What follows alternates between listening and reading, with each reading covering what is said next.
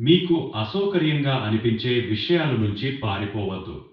అలాంటి వాతావరణంలోని మీలో మానసిక స్థైర్యం పెరుగుతుంది.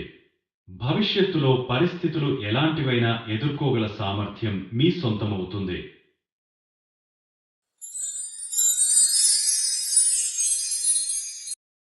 లక్ష్యం లేనప్పుడు ప్రతిదీ ఒక అడ్డుగోడై, అదే లక్ష్యం ఉన్నప్పుడు ప్రతిదీ గొప్ప అవకాశమే. ఏది సాధించాలన్న ముందు దానికి తగిన వ్యక్తిగా మారండి.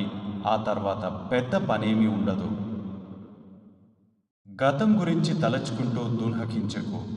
భవిష్యత్తు గురించి ఆలోచిస్తూ ఆందోళన చెందకు. తెలివైన వ్యక్తులు ఎప్పుడు వర్తమానంలో జీవిస్తూ ఉంటారు. మీ తప్పు లేనప్పుడు ఎవరు ఎంత నిందించినా చింతించకండి.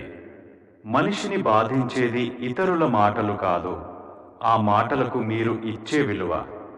ఇప్పుడు ఇది మీ మనస్సుకు మీరు అధిపతిగా మారుతారు. అప్పుడు ప్రపంచం మీ మనస్సును బాధించే శక్తిని కోల్పోతుంది.